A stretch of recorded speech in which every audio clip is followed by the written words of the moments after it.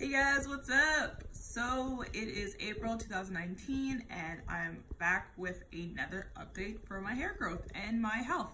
So this is what my hair is looking like.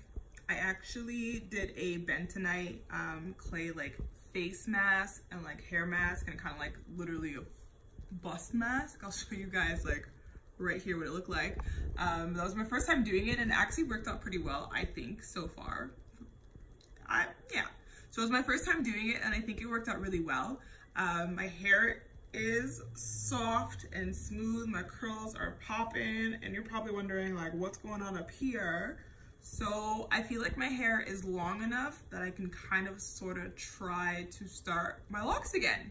I actually made an appointment with the loctician who did my hair previously when I had my locks. I asked if I could be a client again. She's down. So I have an appointment in May of next month, at the end of the month.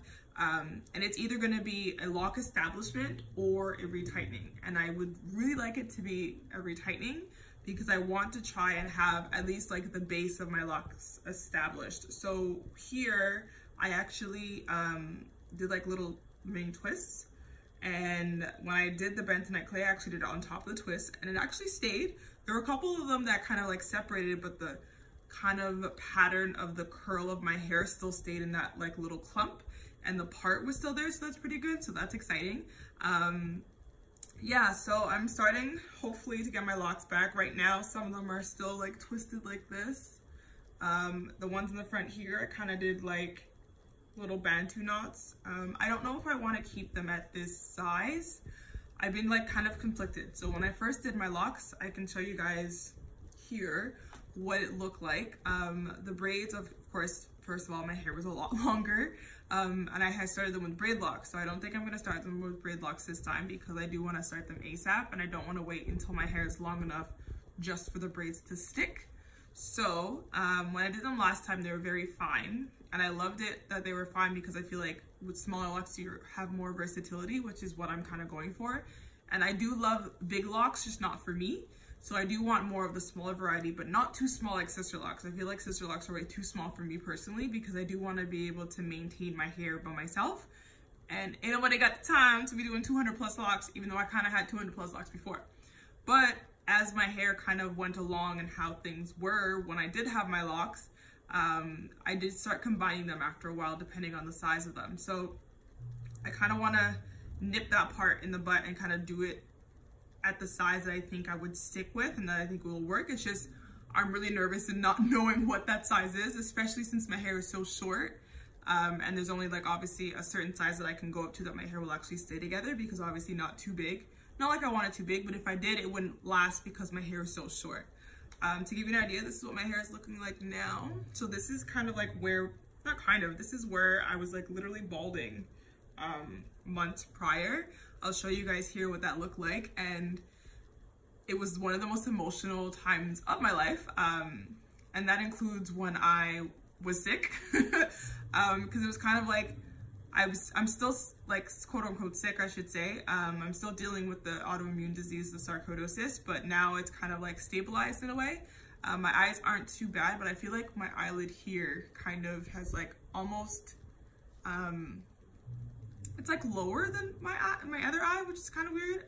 Maybe it has something to do with the injection that I had in that eyeball, but it's a whole other conversation for another time. If you guys want to hear about that story, I have pictures of what it looked like as well. If you guys want to hear about that, let me know and I can show you guys and talk about that little story of having an injection in my eye. I may have to do that again in the future, but we'll see. So yeah, my health is pretty stable. I'm taking the Humira injections every 2 weeks, and that's in my thigh that I inject myself, so it's self-administered.